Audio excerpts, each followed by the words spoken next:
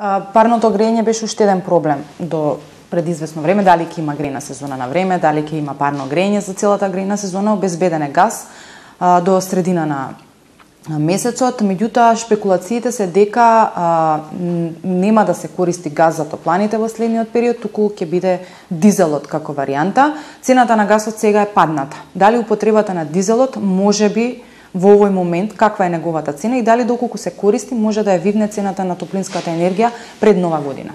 Факт е дека можеби трошоците за дизел ќе бидат пониски во однос на трошоците за природен газ, но факт е и дека ќе немаме проблем со загодувањето доколку го користиме природниот газ. И треба да се направи анализа, треба да бидат подготвени топланите во случај на исклучителни ситуации, доколку има проблеми со набавка на природен газ, затоа што никој ништо не може да предвиди што ќе се случува во наредниот период.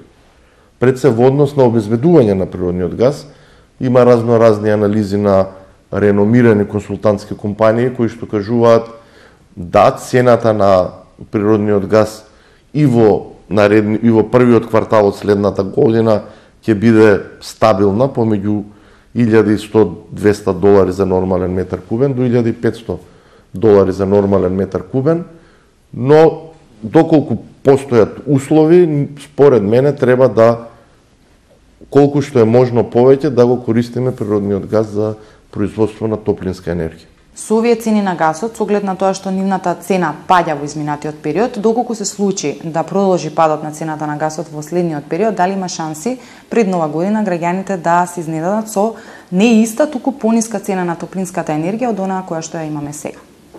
Се разбира доколку постои каква можност за намалување на цена, ние тоа би го направиле, значи како регулаторна комисија за енергетика и ние сакаме да има поместување, односно намалување на цените и на природниот газ, и на електрична енергија, и на нафта и нафтени деривати, и доколку се исполнат било какви минимални услови, ние тоа би го направиле. Што ќе значи таа меѓународна соработка во Бугарија во однос на Жидилово? Кај нас се остане на тие 800 милиони нормални метри кубни, да им се гарантирани, но дополнително со овие 400-500 милиони нормални метри кубни може да дојде и природен газ кој што не е од Русија. Дали низ истата цевка може да се случи да протече газ од 2-3 различни држави со оглед на нивниот различен состав? Рускиот природен газ вообичаено по тие стандарди што ги знаеме има подобра калорична моќ. Значи доколку доаѓа газ и од друго место, во тој миг што ќе се направи, ќе се намали вредноста на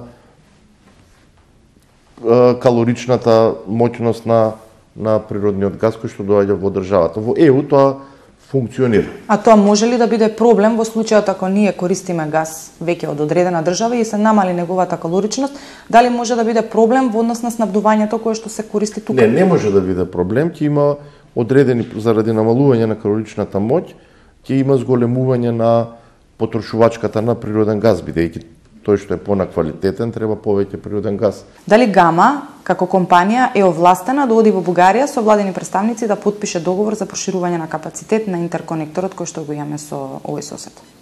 Треба да се формира нова компанија за пренос на природен газ, која што компанија понатака треба регулаторната комисија за енергетика да ја сертифицира. За тоа треба да информираме енергетската заедница. Не е проблем тоа што е потпишан договорот и ги врши дејностите и паралелно се прави сертифицирање на... Тој ни е преносен систем оператор, немаме друг во моментов, понатака НЕР и Гама треба да се спојат во една нова компанија.